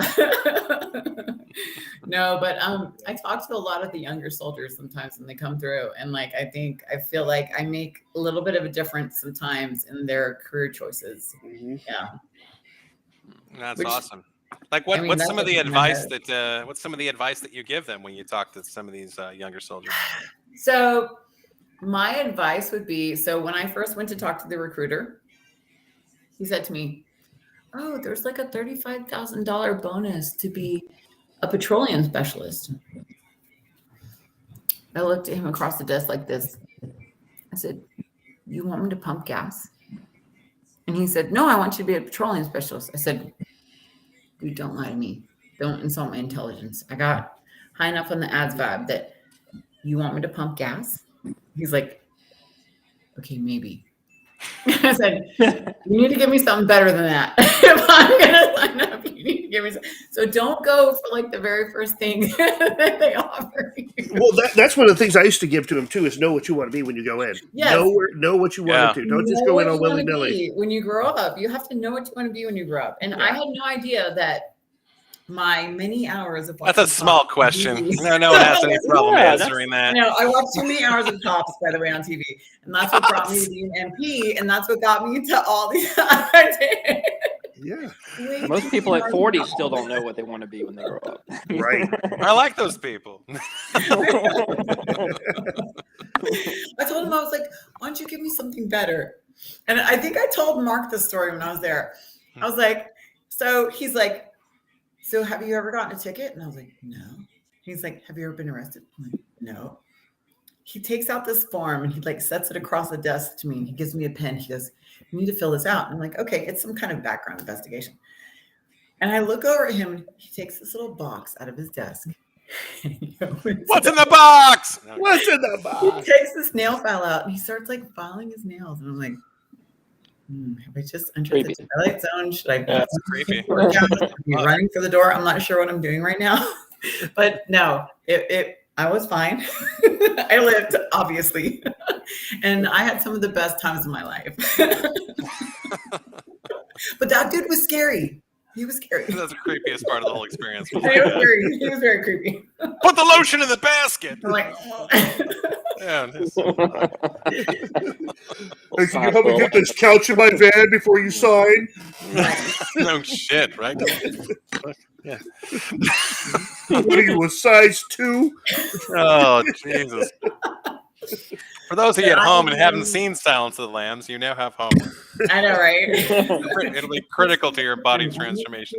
Oh, yes. Or someone else's that you're forcing. But in the bottom of a well in your basement. I have had the best time. I mean, I know Jeff can probably say this. You have some of the best time and the best experiences and stuff in the military because you're going through this thing that a lot of other people are also going through at the same time.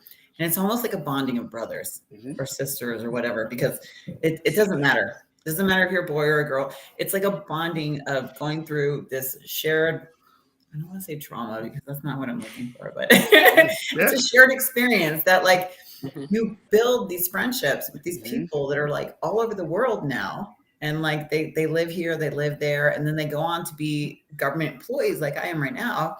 And you literally like share the stuff with them and you learn so many things through that. And you learn how to like accept different people and experiences. And just like, with that being said, I think it's probably and I'm totally naive at this because I can't speak because I haven't been in the military. But I do know that I treat a lot of people, that have a lot of PTSD and a lot of other issues. So it's probably a very wide range of experiences, depending on what what you were assigned to do. Yes. Yeah. Or what conflicts you had to go through. Yeah. And so I've actually talked to a lot of people so I didn't personally go downrange because I was a girl. So at the time that I was in where I ended up in my service, I didn't end up downrange. There's a lot of people that I talked to that had been downrange, and they were like, you could hear the stuff, off the walls as they're shooting, and the bombs are happening, and you can hear it like resounding off the mountains and stuff like that. And they said you can hear it in your sleep, you can hear it in your wake, you can hear it like all the time. And so sometimes you close your eyes and you can hear it even when you're home. Yep. And so that's a very different experience than what everybody else in the world has experienced. And that's also another reason why they train us the way they do. They train us to shoot a target that look like humans. Where if you go to a regular firing range, you're looking at a bullseye. If you go to a military firing range, you're looking at something that looks like a human form. So you don't see a human when you're shooting, you see a target. Because naturally, you have to be trained to shoot at that human form. It's very different than any kind of other training that you've ever had with guns and stuff like that. I know Jeff knows what I'm talking about. 100%. Yeah, because they tell you that 99.9% of the time, most humans are not triggered to run into a building burning to save someone or shoot at someone to save someone else. So you have to train that into someone. And I remember having a conversation with one of my girlfriends. She said that she was at her son's football game, and she said a fight happened. And she's like, all these little boys, they climbed into this fight. And she's like, I looked in there and I could see them like beating up on this boy. And she's like, I froze. Like, I didn't know, like she called me. She was like, I froze. I didn't know what to do. I'm like, honey, unless you've been trained in something like that, you don't know how to be a first responder and save someone. So it's okay for you to freeze up. Most people will freeze up. And I don't want you to have like that guilt of freezing up and not saving that person, because it's very much, it has to be trained. I agree. I think in some ways it's a calling as well. I mean, the original martial arts instructors were all veterans, and everybody in my family, save my brother and I, who are the only restaurant people, are all veterans in a variety of different the armed forces. But my dad was a Navy captain. My grandfather. Most of our family was in the Navy. Yes. So I have all sorts of military in my background. Likewise. But like to what you're saying, when life gets real, I've been in, not to go into too much detail, I've been in 4 active shooter situations. And when you talk about people that that freeze up and have a hard time, it's shocking. You're right. It's just about everybody. It is extremely natural for that to be like the natural state of humans. And I don't fault anyone for that. Unless you're trained to be like a first responder or a military personnel, you're not trained to understand and respond to something like that. And it happens even during your training. I think until the first time you encounter not the training scenario, you're fighting against an instinct. You're likely to freeze up on your first real scenario. I know I did in medicine. The first time I had a guy code on me, I turned around to my upper level and said, "You're not breathing." I don't know. Let me check. Like, well, I know you're fighting against this natural instinct to do something that's not normal to you, and so it's very hard. Yeah. And the panic in people, like, the first time I was in this experience, it was within a restaurant that was a large restaurant. Alex, it was at the P.F. Chang's I worked at in Littleton. In La Jolla? Littleton, the restaurant I worked at just before I met you. And what happened there? We had it was my family. We lived in Denver, and this was not too long after the incident that took place at Columbine. And my nephew and my niece were students there that day. And so that was our first experience with something like that. Shortly thereafter, where I worked at the PF Chang's in Littleton, there was a guy that was distraught over his marriage falling apart, and he was threatening to kill himself and to shoot people from the top of the parking structure that was right above where the PF Chang's there was. And we had to evacuate the restaurant while SWAT, police officers were taking up positions with, automatic weapons in the front door of our restaurant. And literally it was everyone but one other person, management included. And the restaurant was the exact same floor plan as La Jolla, Alex. So, it's big. And we were lunchtime full of people. And everyone but one other person by myself lost their mind and ran from the building and just left the customers inside because we were supposed to escort them out the back. There was no immediate threat to anyone in the building, but the sense of panic was real. And as soon as anyone, a natural sense of panic.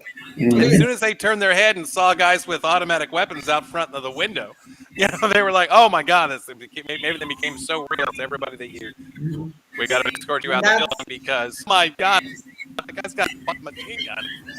Yeah, right. Well, that's why I like supporting people who are prior military who've had that kind of training to get conceal and carry permits in their state, because literally, we're going to be the ones that at the end of the day, it's your training. It just kicks in. You can't stop it from happening. Yeah, it makes perfect sense. Absolutely. But it goes so much more above that. You just can't get your permit. You have to train. Yeah. But when they had the Santana shooting, I actually left San Diego State. I was going to state at the time. I actually left to go down there to see if I could help in any way. What could I do to help? Awesome. It was just in me. I was just like, let's go. Call to arms. Let's go.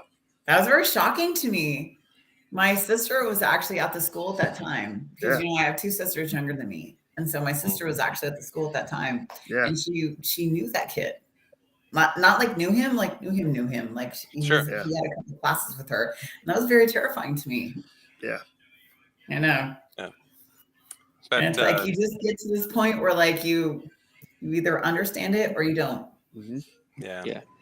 I've made a point in like when I've had an opportunity to work with independent ventures with smaller companies to hire veterans, since it's always been something that's been important to me. And then over my lifetime, I've made some great friendships with people that, are veterans and that have served multiple tours.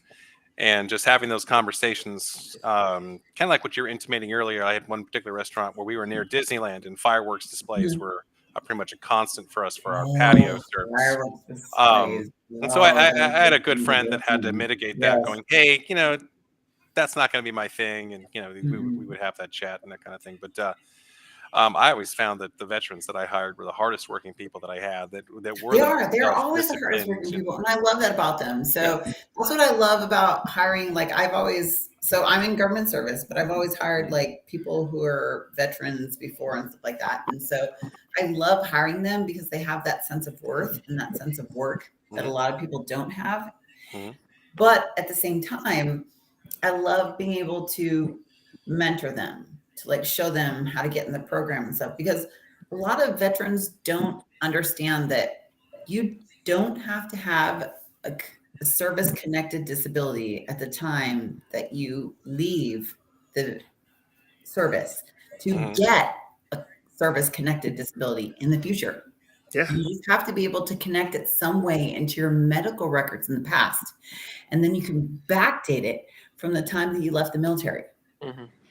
So with that, just to ask a question out of curiosity, would that suggest that, people digest experiences there's no like finite timeline, like it could affect them later, exactly. And then everyone works through things their own way, and then for example, talk for a minute about my friend's mom, and I hope she's okay with this. So my friend's mom and she was in the Navy, and she had been out of the Navy for probably like a good 20 years before I met her in high school. Now we're talking 1992. Okay. And it wasn't until like another 10 younger years, already. I know. It wasn't until another 10 years after that. So we're talking 30 years now, that she realized when she went and talked to a doctor that like she had been harassed. and maybe exploited in a way that she didn't understand at the time, because 20 years before that, they didn't have the type of programs that they have now. And so she goes down this rabbit hole and she's like, that might be why I treat people the way I do, like at a distance. And I'm like, not sure about them. And I'm like, not sure I want to have these kind of relationships and stuff like that. Oh. And so it's funny because like they can actually see it. They saw it in her medical records from the time it happened, and they backdated it and they paid her for it. Well, good. That meant that she got the resources to work things out. Exactly. So you can't discount anything that's happened to you at the time that you're in the military. Like you can't just say, well, it happened and like I can't go back to it. You can always go back to it. You can always that makes me feel like there's a connection regarding trauma, regardless. Yes. Regarding trauma, there's always some kind of hope in reconnecting that trauma to a point where it happened, and then being able to say, okay, from here, I can get closure moving forward on that. Yeah. The hard part is connecting the dots. Like people that present years later after the hot topic right now is burn pile exposures and the fumes of people that worked along all these burn piles. So part of this is about, and I just saw an expose on the news the other day. So the VA has people who's evaluating these cases. And they have said that there's a possibility that the people who are evaluating these cases are not necessarily, what are they saying? They're not necessarily like able to evaluate these cases. So qualified. For me. So I had a case and I have a problem with my back. And so I went and saw someone to evaluate my case. The girl who came in and evaluated for my case, she used to be my gyno doctor. So how is she evaluating my back when she used to be my gyno doctor? Mm-hmm. Like, you see what I'm saying? There's a disconnect somewhere in these evaluation doctors and the VA. And there was a big thing on the news about it not too long ago. And so I think there's going to be a lot of cases that are coming out in the next couple of years where the doctors that were evaluating for some of the stuff they were evaluating for were not qualified for that. Right. They were listed subject matter experts. That sounds VA, like they were set up to fail to begin with. Subject matter experts. Right. Yes. Right. Like what's behind it? Are they being pushed one way to say it's not, or one way to say it is? Exactly. And so before they had this program that evaluated everyone for their stuff, they had a higher percentage of people getting evaluated for service-connected disabilities. But once they started this program, they actually showed a 30 to 50% dip in people. I know, 30 to 50% dip in people getting evaluated for this kind of stuff. And that shows that there's a problem with the program. Mm-hmm. Not with the people, the program. Sure. Yeah. Mm-hmm. You know, I gotta, it just can't help but think, like whether Alex and I were talking about the community within a dojo, or within the military community for veterans, or even like what we're doing right here, is that these conversations and kind of opening up these pathways to chat about these things and sharing information within a kind of a safe community is what will help facilitate people getting the answers that they need. And I hate that they don't tell people about this kind of stuff. It's literally not something that they say. So people have resources in their community. They have the DAV. Every city has a DAV chapter that you can go to where you can talk to people, and they will tell you the real stuff about how your service-connected disabilities go with what's in your medical records. And you can pull your medical records for free. It's not going to cost you anything. All you have to do is spend the time to go down there and pick them up. You can have all of your medical records. It's not at a cost to you. So you bring them over to the DMV, and the DAV helps you sort through them. And they have workers that work there. So there's so many resources that people don't know about, and they don't go to because they feel like it's so much of a hassle. And then at the end of the day, they could have so many more benefits if they just knew about it.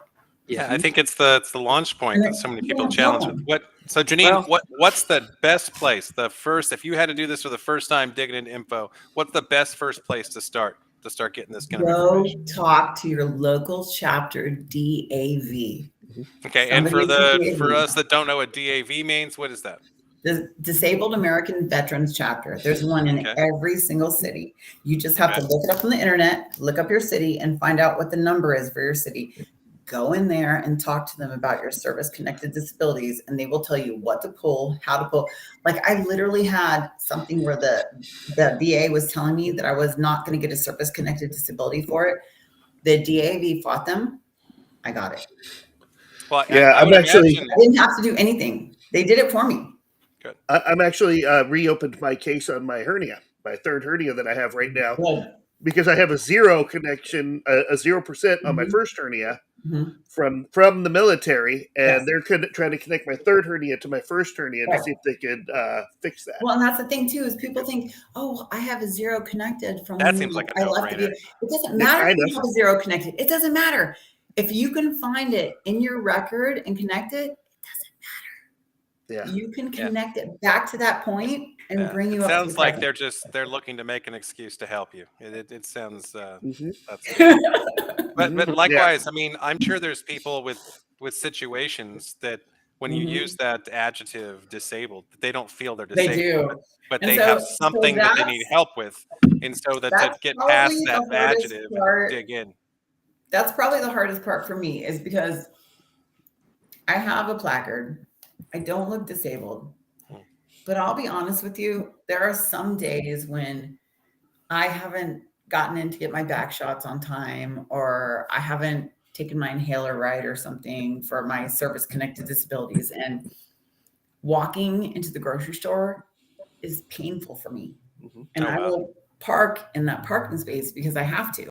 And I'll walk in and I swear people look at me like, you don't have a cane, or you don't have a walker, you don't have this. That's just ignorance. I'm like, look, it's not about that. It's about the fact that I will park out in that last parking spot every single day of the week until this one day when I'm having a bad day.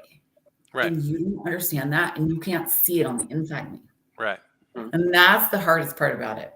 Sure. I mean, it's just like when people have a knee issue. Maybe they don't have a knee issue every single day, but some days are worse than others. That just exactly. I mean, if you think about it in that context, it completely makes sense. But it's difficult because a lot of people ruin it. And it's hard because like people they look at me like I'm crazy and stuff, and I'm like, look, you don't understand what's going on inside of my body right now. You don't understand like how my back and my leg and how like I have this shooting pain, and like I'm gonna go in there and shop for my groceries anyways, but this 5 extra feet of walking is going to kill me. We're all going to be robots one day. We're just going to the bionic woman. Well, that's one of the things. That's one of the things I wish I would have done. All of our jogging videos are in slow motion. It's going to be great. That's one of the things I wish I would have done earlier, is because when I was getting out of the Marines, when I was getting evaluated for my asthma, for my hernia and everything like that, I played it off because I'm a Marine. I'm like, I'm not disabled. I'm tough. I know, and now going back and trying to redo it, it's like, oh. And I think most people in the military do that. They play it off. They're like, oh, I'm tough. Oh, I can do this. I can do that. Like, I don't have to worry about it. I'm this tough dude or this tough chick. And at the end of the day, I'm like, no. Like, there are some days when literally like, I will have like a drop in my foot to the point where like I have tripped over my own foot and wrecked my knee. Oh, wow. Yeah. I feel like I do that twice a month. Because I have no excuse. I just do that. I did not want to admit that I was having a problem with that. And so I was walking through it, and then and there you go. Yep. Now I have another injury. Makes sense. But it's like, it's also when you develop things, sometimes the answer is so simple. Like, when Jacob was talking about PSOS, and we've been kind of filling the group feed with that stretching material a little bit. Yeah. And it's like, I definitely went through that experience, and I was like, is it over? Like, is this it? Is this like walking? So I'm kind of done walking? Is that what's going on? No, dude, you just need to learn how to do some stretches. You're good. Just like, but like in the, I could ever live without my shots. I'm sorry. That's gonna be you've got different stuff going on, but it's like you could have this experience I'm gonna have to have where my back shots forever. I can't walk without them. I can't function without them. I can't go to the gym without them. Cheers to cortisone. No, but it's like I'm sure Alex has patients where they came in so anxiety ridden over a thing, and he was able to provide a a one-stop shop as far as something that helped improve their quality of life. And it's just so it's when you have frustrating because something like sometimes that. that's all you can do. Because in the emergency room, oftentimes you can't fix them. Even No. pain management a lot of times can't, and a lot of times surgery doesn't even fix it. No, Sometimes it doesn't. really no treatment except trying to give somebody some type of pain relief. And in the ER, sometimes that's all you can do. Just give them a shot of steroids and some pain medicine and muscle relaxants and make sure that they're not having acute cord compression or something where they need to go to emergent surgery, right? That's the biggest thing. For any complaint, you're looking at 5 or 6 things that if you don't interact now or if you miss, they're going to have a really bad outcome. And when we see a ton of back pain and a lot of what you're describing, and it's frustrating because I know how much it's hurting you, and it always helps when it happens to me and I feel it, tweak my back or have an injury. You tend to relate to those patients a lot more because then you're like, yeah, that does hurt, because it's hard to put yourself in how much pain somebody else is in. Yeah, and it's hard because it's like I explain to people, I'm like, it goes down here, it radiates down my leg here, and they're like, okay. So they give me a couple shots and I can function for a couple months, but then I have to come back and get those shots again. And a lot of people, they're like, oh, you're just being a baby about it. I'm like, whoa. Yeah. Wait a minute, hang on, back up there for a second. Like, you're not That's the a big one that assumption. can't wear half the Barbie heels in her closet and have to wear soft-toed shoes every single day because I can't literally function because I will trip over my own foot. Yeah. I don't understand. Like, don't judge me. Yeah. I think that's it. You just nailed it on the head, though. They don't understand, and that's the challenge. Yeah, I think it's the judging that gets me to the biggest part because people and can't relate. especially for being a female, not saying that it's not, but for being a female, it's a little harder because a lot of the time, like, I'm always like explaining stuff, like they're like, oh yeah, and I'm like, no, I'm the military member with the service connected disability. It's not my husband. Oh, okay. And so yes, right. A lot. I thought you were going to compare contrast against the woes of wearing heels, and I tell you, like, I don't really have a problem wearing heels. I'm fine. I get a comparison a lot of time because they're like, "Oh, you're the veteran," because I'm a girl. I can't be the veteran. Oh, well. Right. Yeah. It's very. We still have progress to make on that. Sure. Still, yeah. Jeez. Yeah. Still. I mean, I'm still getting used to the fact that guys are allowed to wear skinny jeans. I'm just like, Mark, wear skinny jeans. I don't have any. I don't have any. I'm sorry. You're going to be buying some short soon. I can't even wear something inch waist. I'm still getting used to wearing socks.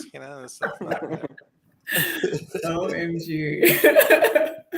I know, but that's another thing. Like, I don't think that you can talk to another female veteran that hasn't had that problem where, like, they come in for something and people think that they're not the service-connected disabled veteran. Yeah, the military spouse or something. Yeah. No, I always get labeled as a spouse. I'm like, I'm not the spouse. I'm the veteran. I can hear the resentment in your voice. Yeah, a little bit. A little bit. Tiny. A little bit.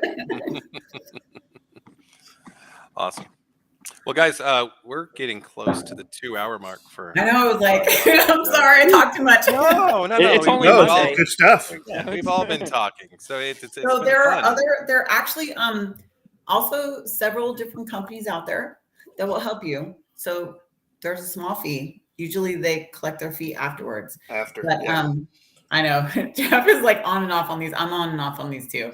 Yeah. Like, I'm not sure. There's like a couple different ones. I'm trying a new one now to see if they're going to get me up to the percentage that I need for my, but it's because it's very hard to fight the VA for your percentage. So that's why a lot of people will end up going through these companies and paying money out to these companies to get their percentage to the right percentage it needs to be. Because even though I have a certain percentage, I'm like way far over that. But they go on a combined percentage, which means they lower me back down to this certain point. Right. And that's the hardest part. That's helpful. Yeah. Very cool. All right. I don't have anything. I was like, Sorry, I mean, it sounds like an important resource for a lot of veterans that may be out there struggling with their disabilities and it's feeling very like much they've a been struggle. left It's behind, very much right? a struggle. And if anyone wants to contact me directly, I will tell you my struggles. I will help you get through it. Well, I was just going to say, Janine, if you have some of those resources, maybe you can post them on the Resoluters page. There. I sure will. Oh, that's a great idea. Good idea. Remind me tomorrow. I'll put a bunch of them on there. Yeah, that's right. Awesome. Okay, so looking forward, next show is going to be the 27th of March, which is going to be episode 4. We're going to be welcoming in David Witten, one of our Santana alumni. Sexy Bam Bam. What a sexy bitch. My almost roommate from when I was 18. So Dave's going to be on, and he's going to walk us through some injury-related stuff, not so dissimilar to 27th of March? song here. Yes. It is. We're going to call that episode Sunday Fun Day, since we are transposing to Sunday to do so. All right, I'm going to be in Dallas. So, well, you can still you can put it on your phone, put a headset on. We're going to do an off-road segment. We're also going to do a body transformation segment with this sexy devil. Ryan Reynolds is going to be with us, and so that is going to be Ryan Reynolds. Yes. So is he really coming on? That should be a thing. That's Yes. I know Ryan through my nephew. Like live? He gripped for Jerry Bruckheimer. Shut So up. yes, live. So I'm working nights that night, and I think I'm just gonna stop seeing patients for. Okay, Mark, we got a code for. I mean, I'm in. If Ryan Reynolds is going to be here, I'm here. I'll be like, all right. Okay. This is my man crush. Dr. Sutton to room 4. Nope. I'm sorry, Deadpool's on. So yeah. Right. So that was our Don't go to the ER. Yeah, you two were the only people we've had on that actually got a trailer. So if you remember the trailer, Deadpool was in the trailer. So I feel like Dr. Sung and I have to so we're coming down there to New Orleans for a wedding here pretty soon. So I feel like we need to there you go. That'd be there good. That'd be a little cameo. That'd be a lot of fun. Okay. Yeah, when you're coming down. We'll talk about it later. All right. We got it. Get that offline. But yeah, and then Daniel Thompson, the vocalist and pianist himself, will be our musical guest for the 27th, as he's messaging even throughout this particular episode. And then Ryan Reynolds live. Really? What's that? Ryan Reynolds? Yeah. Like, Ryan Reynolds. Take his shirt off? I didn't discuss that with him. We'll compare. I'll take mine off. Depends what film he's doing currently. Yeah, you can get nipple to nipple. He's going to be at Coy's house, so it's fine. And then this evening, we're still going to have Mr. Dixon is going to show up. He's going to close us out with his segment. He's going to be doing a little Red Hot Chili Peppers coming at you. Woo. And so Daniel, I don't know his exact tracks he's going to be covering on the 27th, but For Chicago. Do we got some? I would be excited. I would be excited. Dude, oh my God! If he rocks like you're the inspiration or something, I mean that. I remember on the other podcast, I think him and I had a bonding moment about Peter Cetera. So yes, you did. That was great. Okay, so we're gonna call a wrap to tonight. We're gonna look forward to next time. We're gonna get Mr. Dixon putting on some licks here, and so yeah. We're gonna do some licks. He did say some licks. Yeah, not a lollipop, but licks on the guitar. In the guitar. I'm just letting my bandwidth catch up because this thing's moving as fast as I want it to. All right, here we go. Matty Ice.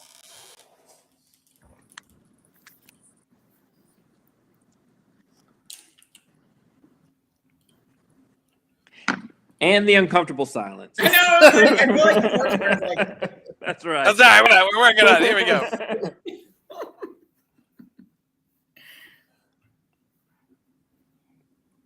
I'm having a little bit of lag. a little bit of lag, is that what you said? I am. I'm having some internet lag over here. All right, hang on. I can't. You made the screen too small. I can't see it. I didn't find glasses last time. Yeah. I need my reading glasses.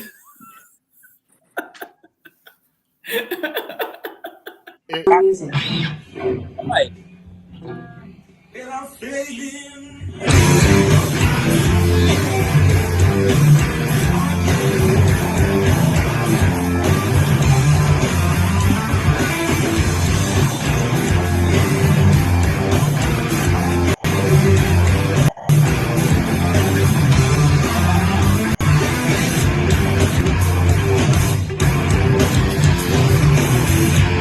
Bringing it back.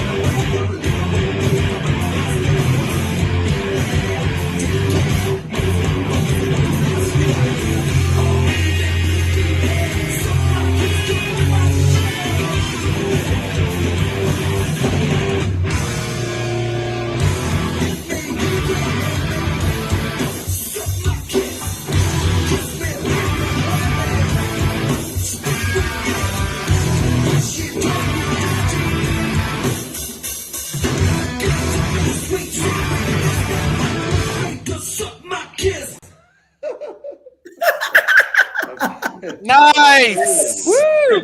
Awesome, man. Feels familiar, but it feels foreign. I know. I was like, I love it, but I have my granny glasses on, so I'm not sure if I'm cool. Coming back again. Wow, man. Maybe more to come. We'll see. I'm definitely. Where's my again. teacher? So Give me something to write on. Along with other things in my life, but awesome. hey. Love it. Keep it funk. No, Matt did a great job, and thank you so much for that, man. Dude, I want to pull up my Guitar Hero. Really? Oh man, I thought that looked like the real deal, baby. Oh, Guitar Hero, baby. Yeah, that's awesome. Are you going to offer teaching, Mike? Or Mark? That's exactly where I was going. Thank you. Right. Oh man, I was really thank you, Matthew, for throwing that down. I got to tell you, I talked to Matt and I was like, "Hey man, we need a little something for the show," and he's like, "Oh no, man, I haven't been in practice," and then 2 days later, he's like, "Well, we got this." Music is something that you don't need to practice. You just know it your whole life. Oh man, so and he knows it. Thank you. We're not worthy. You see him with the whole no hand on the stick kind of shit that he said. I'm like, yeah, I haven't played for 3 years. Oh, by the way, I was on stage last weekend at the pub. Whatever. So he did a good job. So thank you, I'm Matt. telling you, that weekend you come down here, Mark, we're gonna do the live band karaoke. I'm gonna have to bring some Adderall and like 3 days off afterwards. Yeah. I need some full, like a gallon or a keg of Pedialyte. You might just Last have to time come this in one came down, I tried to drink him under the table. Oh, you did. I forgot that he was a You did. sommelier. I lost. Yeah. Oh no, I lost. Oh yeah. Oh, there was no winners. Yeah. Anyway, well, thanks everybody. There were no winners that night. I crashed into the fucking mountain. We all lost. Anyway, you guys are awesome. Have a great Monday night. Everyone have a great day at work tomorrow. Thank you to everyone at home for tuning in. We love you. Again, thank you for all of the wonderful support and all the forums that you send in. And until then, 5, 4, 3. We'll see you in 2 weeks. You guys rock. Bye. So do you.